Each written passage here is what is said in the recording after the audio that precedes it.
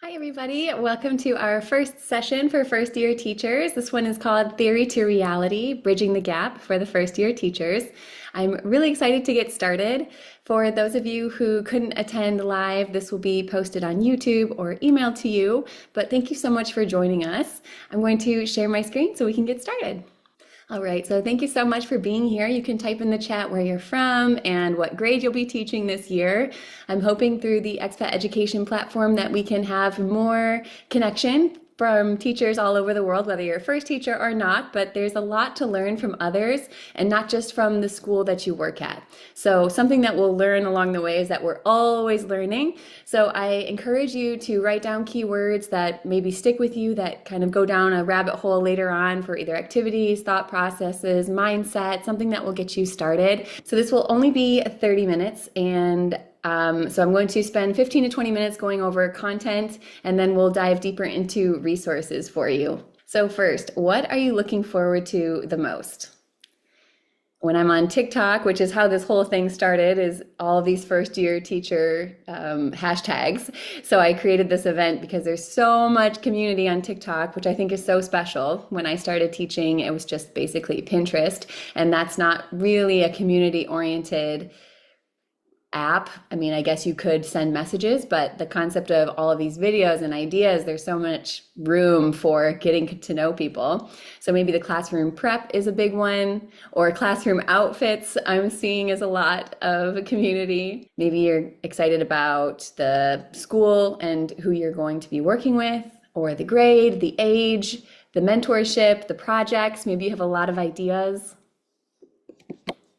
And also, what are you concerned about? Life is all about balance, right? So we are excited about things and we might be either worried or stressed about something. So for some people, there might be bullying issues or burnout, or we might think about behavior management. We're not really sure how we're going to go about that. So we'll start leaning into these topics, but of course, just give yourself the grace to know that every teacher goes through these thought processes, whether they're their first year, their fifth year, their 10th year. There's things that, every teacher goes through challenges. And when I was student teaching, I was student teaching with actually my fourth grade teacher, and she was saying that this was a very challenging class. And so we do need to adapt. Children are developing with technology and socially a bit differently than when we did. So we just need to be open to these learning curves as we continue with our teaching. So here's the table of contents just to give you an idea of what we'll be going through today. We'll get started with scope, go through curriculum, global conversations. I'll introduce you more to the Expat Ed platform and how we can support you through your year. And then just staying connected if you are interested. There's a bunch of ways on all different social media platforms, and they're all just a little bit different. So I'll talk about that, and then closing remarks.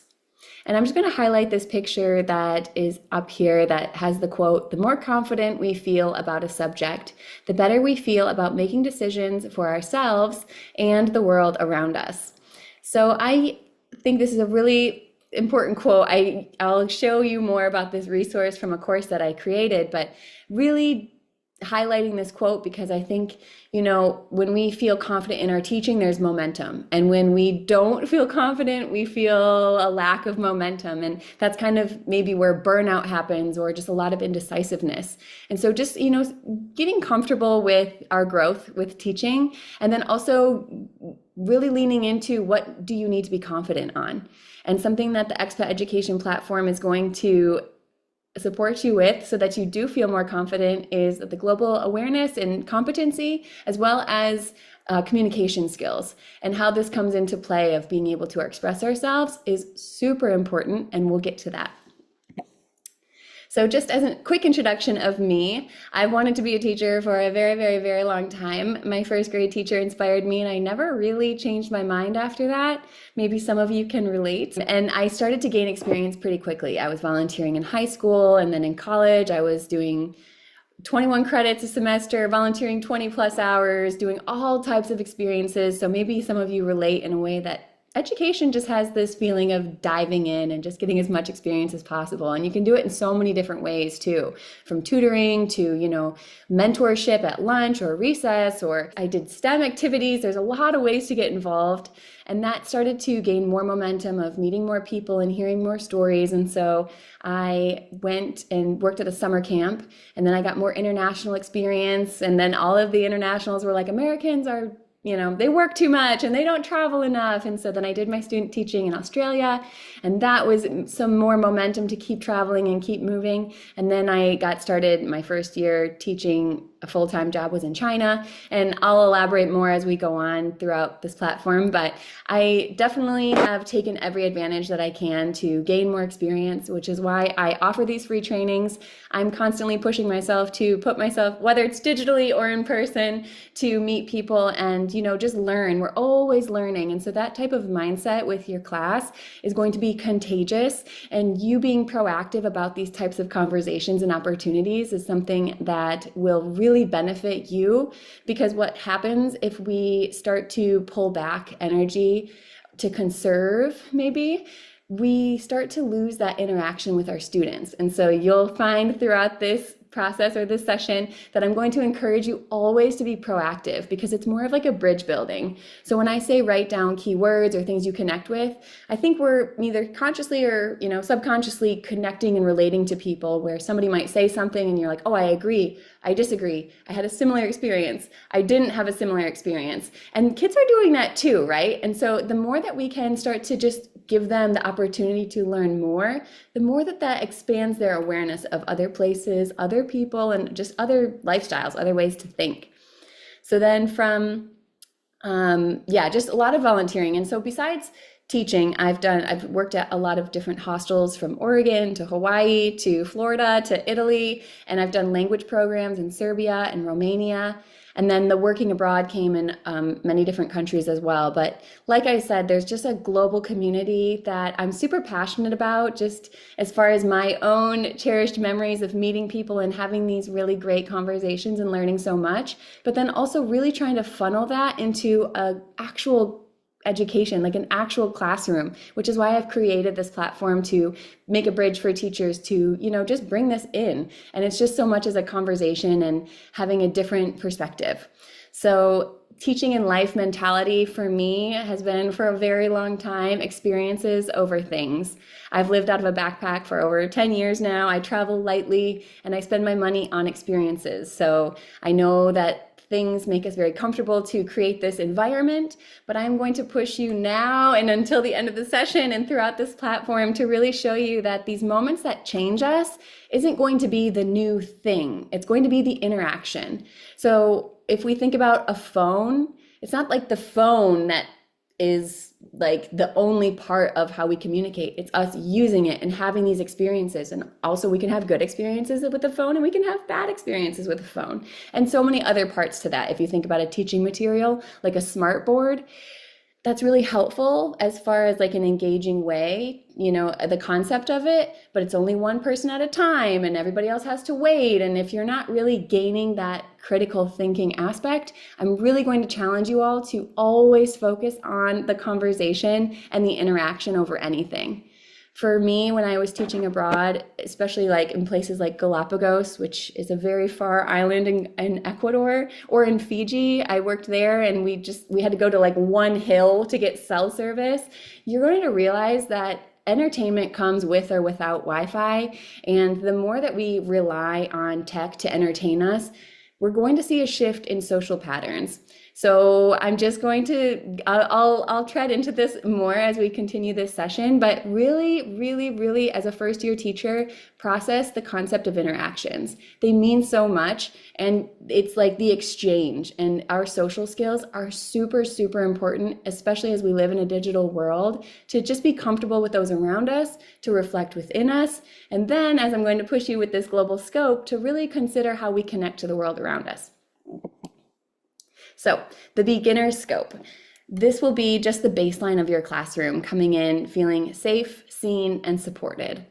Jay Shetty is somebody who I really admire as a podcaster, but just as a public speaker and what his platform stands for. And he says that these are the three basic things for building a relationship. And that's not, that's for any relationship. You want your friends, you want to feel safe with them, and you want to feel seen by your family and with your partner, you want to feel supported. There's so many different ways that we have relationships. So I'm going to use this really fluidly, because when we don't feel safe, things are off, right? We hold back. Or if we don't feel seen, then we just kind of feel disconnected. And I'm going to elaborate a bit more on feeling seen, is that people feel curious about you and that they're asking about you. I think something that we don't want to do as a first-year teacher is assume that everybody is on the same page. And so being proactive, again, I'll keep repeating these certain keywords, but being proactive to really emphasize, like, when we're interested in something, we would ask a question. And I don't know if that's more ESL teaching, where we verbally explain everything because of the possible language disconnect. But I do find that in American schools, we assume a lot of things. We assume that kids are being respected, which is not always the case, as we can find with bullying and other interactions. We might assume there's no judgment, but actually people might be talking and being mean in that way too. But, really just bringing these conversations to the surface and just being like, we might be quick to judge because we don't understand something, but we can be curious about it. And when we're curious, we can feel seen. And that's how you start to connect these things. But that's why I really emphasize the importance of communication skills, because kids are so young, they do not know. So make them feel safe, make them feel seen, make them feel supported, not just by you, but empowering others. And we do that by giving them the communication skills. And I'll also just add, that their attention is going to range. And so giving grace to what's going on in their life or what's going on in the interaction. And that's why I really love the conversations that I'll be sharing with you for our Global Conversation video module, to really just give that space to just ask questions, to have a safe space to just learn, grow, get feedback, reflect, just do all of those, verbs that we're hoping to gain, because that actually does connect to curriculum, which I'll touch on. And I just say cultivating a healthy environment. This is maybe obvious, but I'll just share from personal experiences of teaching in inner city schools all over Portland. I worked in so many different schools, substitute teaching. There are trust issues that, whether you're depending on what school you're at and depending on what your children and students have been through, there are trust elements that we really, really, really want to be proactive about to make them feel the safe, seen, supported, and just respected. And that's like the baseline. Okay, so when I've talked to teachers and they're like, oh, bullying is out of control and there's nothing I can do about it, I'm like, wait, what? Who's on the show there? Because a 10-year-old should not be, creating this really toxic environment. We just cannot bend it like that. And so as much as that seems obvious, it's actually quite common for, of course, bullying is an issue. And I will say more in the US than any other country that I've worked in. And just as far as feedback from my other, in my global community as well. So really, really, really, I'm going to say it again, be proactive on that. And then let's get to the growing stage. So from local to community to global. So again, we're living in a digital world now. This whole thing is all virtual. So we need to think about the local scope, the community scope, and the global scope from digital to in person. That changes our experience, that changes our interactions, and that really shows, as maybe some of you have realized, that people might act differently when they agree with us or when they disagree with us. Maybe they're way harsher online, or maybe other people are way harsher in person. And we're really going to need our communication skills to really dive into that, which is why I tell you to be proactive. It's not that you are a new teacher and you're over promoting something. You're actually just giving that safe space where children might not know that. They might not have that really open space in their friend group or in their family to just be vulnerable in these situations. So when I talk about local, I'm talking about their personal beliefs or their skills or their opinions, which I say local just because it's not always necessarily coming from them. It's coming from what's around them, right? So maybe family. And in that community, we need to think about generational differences. We need to think about conflict. We need to think about communication. So things like voting and getting involved. And then the global scope, we can think about history or opportunities like studying abroad, working abroad, language study in general, just knowing different languages. I will say, in other countries I've worked at, kids are learning 2 to 3 to 4 languages at a very young age because either their parents are from different countries or it's just very normal to really just dive in. And you do see a different maturity because kids are learning a way more advanced social skill of continuing language with other children. So just be open to the fact that some kids will be way more comfortable talking, other kids will not, and that could be from in person to digitally. But it's really important to just be, again, proactive in these conversations to show that. When I talk about building confidence in a classroom, that comes from competence. That comes from them feeling secure in what they know. If I don't know how to talk when someone's mean to me, my confidence goes way down. But if I am able to just stick up for myself, just be like, oh, we see this totally differently, and I'm just going to leave it at that. If they have the language to create boundaries, even at a young age, this is so important, which is why I just keep elaborating on giving the children communication skills. So just keep that in mind as that growing scope, because children do have access, and it's also going to vary. Some of you might have classrooms that the kids and the parents are just a bit more isolated, that they don't have access. But where I was teaching in Portland and in other places, kids have a TikTok by 4th grade, 5th grade, and it's changing how kids interact. It's changing what they know. It's changing what they talk about. So really just be proactive to say that some things are appropriate to talk about, some things are not. And you kind of create these social boundaries of what's comfortable for other kids to talk about. So just keep that in mind, that the more that you are proactive in these conversations from a personal level to relating to those around you, because again, thinking about the digital world, families might have a totally different news system, how they get their news, how they get their information, how they build their beliefs, and how they live their lives. You can have neighbors that are totally different, right? And nonetheless, a bigger community. So just, not that you need to go down these rabbit holes of explaining the complexity of it, but just open statements of how we think differently, and our experiences change and we don't all think the same, and saying these things throughout conversations, and I'll elaborate more with the global materials, is super helpful for you to feel like you're in control, but also just helping and kind of giving this service of connecting with your students. Because again, we'll get to this point in just a second with curriculum, this is so important. So curriculum, experiences over things, like I've said, we have reading, and I didn't list, there's so many standards, right, of just the particular ones. But if we think about reading, there's literature, there's informational text, there's foundational skills. With writing, we can think about the opinion writing or the narrative writing and the informational writing. Speaking and listening, are we able to talk in a small group? Are we able to talk solo? Are we able to ask questions? Language, are we able to describe words and experiences? And then mathematics, it's how can you put logic together with numbers? Okay, and so you might be wondering, how can I put this together every day feeling so concise and confident with my class? And so I'm going to give you a couple different examples here.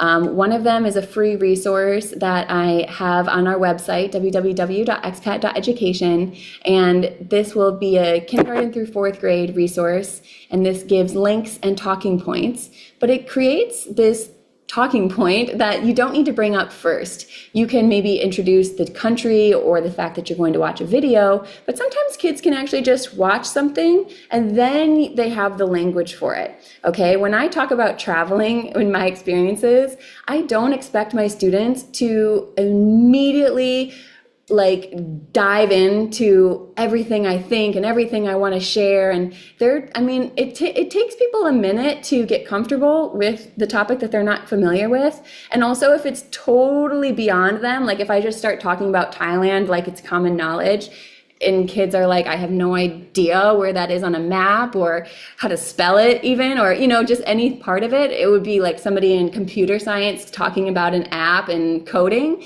and it's if that's not in my realm of comfort, I'm going to need a minute to just kind of figure out what I'm going to be dealing with here. So that's why I give these videos, because it really gives a platform to start the conversation. So let's just click on one of the videos. We don't have to watch the whole thing, but it really gives the the moment for a child, and well, this one will be for kindergarten, to think about letting go.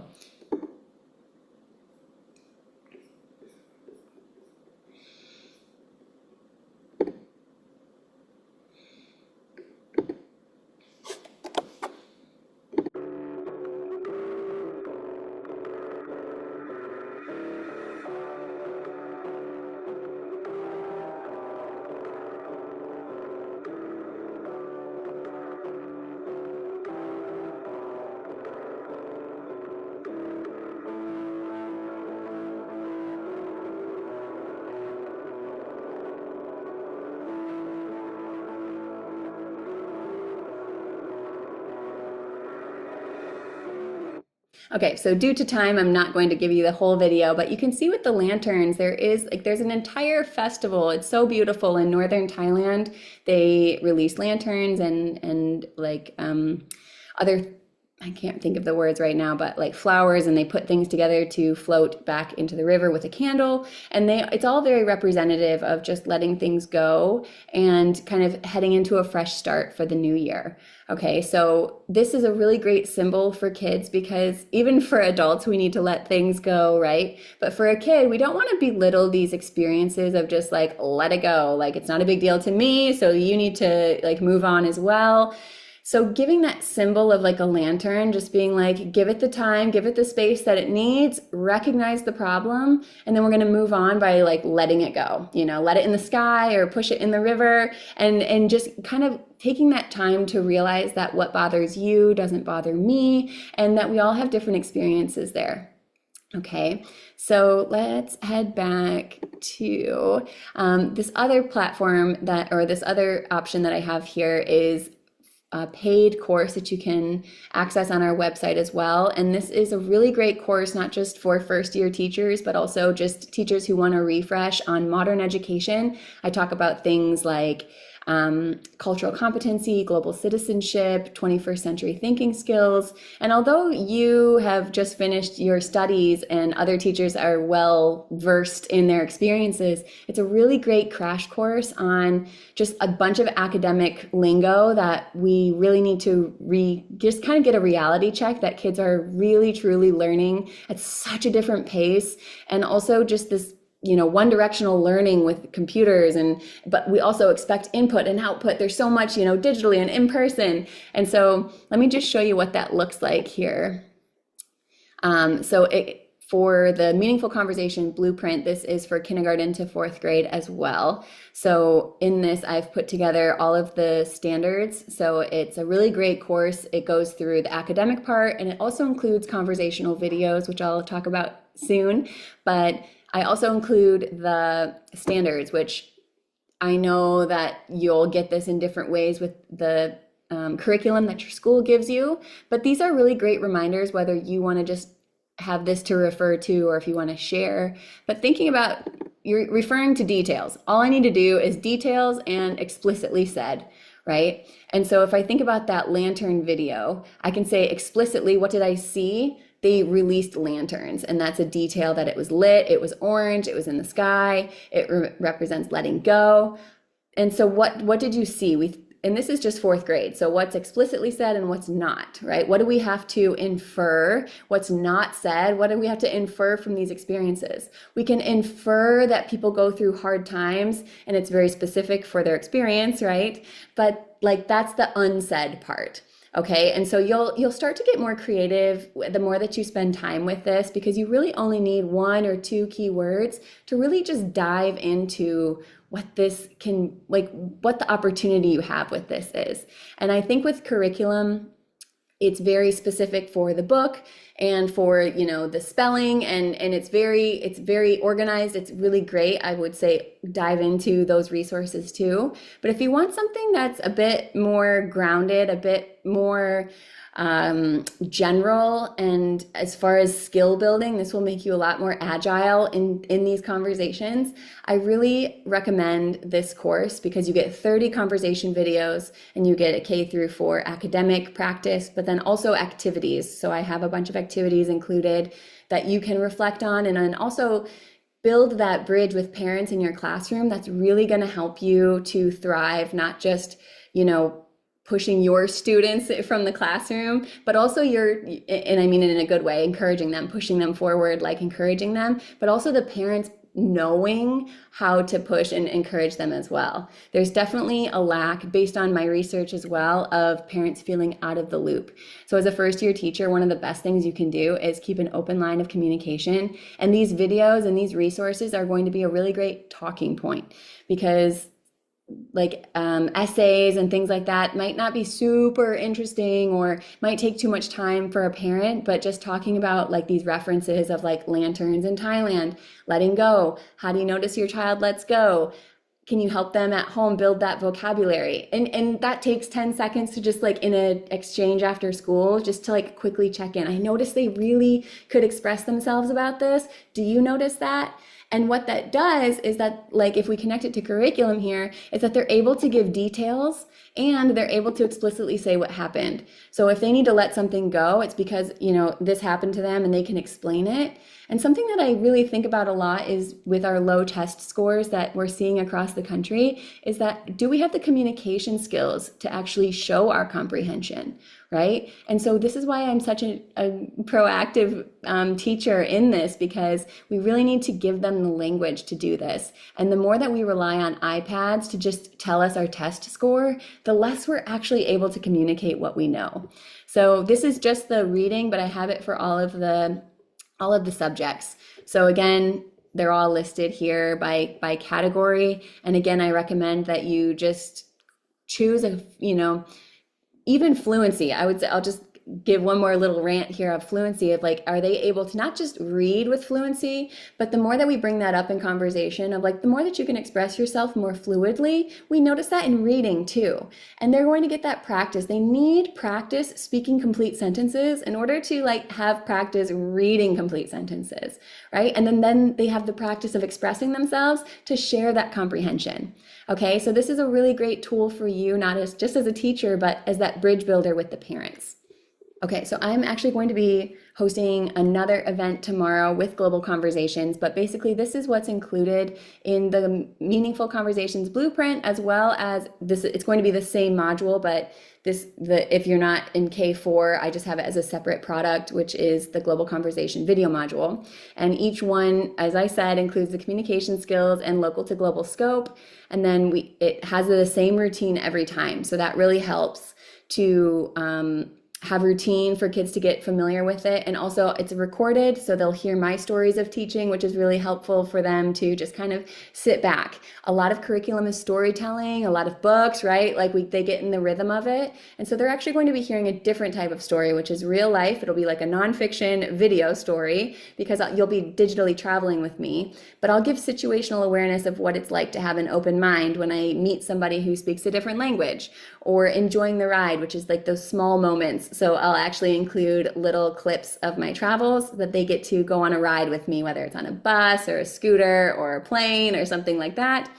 And then I go through the basic to advanced conversation. So I support you in what that looks like. So if you're younger ages, you want to think about questions and observations. I see, I notice, or what is that, or who and where and how. And then it gets more advanced. So then you start talking about emotions, which I would say even for the younger grades, they're more than capable of that. And that actually progresses very fluidly. From the first 10 lessons are basic, the second 10 lessons are advancing, and then the third is advanced. And I set them up with explanations and so much support that like you can either dive into it with them or just take your time with it when they're ready. And then the journey is what I'll show you just for a minute here with the video, where they get to learn from someone somewhere else. And then I'll always give the conversation, give you all time for conversing, obviously is most important, but also the prompts for speaking from my experience as a teacher and an educator. But this is really a great opportunity for you to like build the bridge again of connection, because something that students are not getting consistently is shared experiences of, you know, besides just reading and writing, but like global experiences. You know, some kids are going to travel a lot and some kids are not. And so it's really hard to connect when somebody is like talking about something that they've never seen, experienced, felt, right? But then with these, you can start giving these critical thinking experiences and prompts of like, what would you do if, or how would you react if, Or do you think this person's always the same, right? They start to understand like that social component of getting to know people. We don't want them to become apathetic or like indifferent to those around them, or just the opportunity to get to know more people, because ultimately people are your opportunities to grow and to do different things. So this is what we really want to be proactive about at all times. So let me just show you like 30 seconds of that. Hello, hi, my name is Alejandro. I'm from Spain, from south of Spain. I'm from a small city called Cádiz in Andalusia. But currently I'm living in London. Today I'm gonna talk a little bit about the city, why I like London and what do I like the most. Here I am. I am next to Westminster Abbey, and then in here you can see the houses of the Parliament. Now they have all this scaffolding, but believe me that the Big Ben is there somewhere there. Okay, so that's just a quick little look at the video, but they're all quite short, maybe about 5 minutes, and it's very personal. You can see it's very authentic. He's recording it just as he's going on a walk. You get to talk about government buildings and just different cities, different countries. You can look it up. Just like give yourself the space to talk about things. And I'm just an advocate to do this in a way that children are so capable of talking about more than like I like cats or I like dogs, or and I talk about this in the last session to show this video, and I'll give more diverse videos as we go on. But it's really important for children to feel like they can learn more, and just building that momentum. Because what's happened with me with teaching and traveling is that my intuition is telling me this direction, this direction, this direction, this street, that city, right? And you start to just kind of follow what feels right. And just trusting yourself in decision making and having an opinion and changing an opinion is really going to create a very healthy, cultivated environment for your classroom. As a first year teacher, this is going to like build that constant momentum, because it's such an energizer. It's something that when I did it with my students every single day, we felt so energized and actually really saw the relatability of learning. Okay, so lots to see on the expat education platform. So we have different courses. I have live courses and recorded courses. Of course, the recorded courses are very helpful for teachers as a tool, but I also offer live courses for students who are looking for extra communication help or extra mentorship. These are really great opportunities to get connected. And then I also do coaching and speaking. So for teachers, I can be coaching first year teachers. If you want to be talking about what's going on and help problem solve it, you could do 1 session, 5 sessions, 10 sessions, whatever you think you need. I'd love to support you. And then professional development, I'm looking to connect with schools to talk about modern education via global competency, because I'm a very strong advocate that you have to live abroad and experience something abroad to be able to think globally, right? And that's okay that we don't all do that, but we really, in order to have an authentic, reliable source of outside experience, we want to hear it from someone who's done it, right? And so I would love to empower schools and teachers to take these experiences and then be the bridge to show children all of their opportunities. And then also there's a lot of resources on our website, www.expat.education.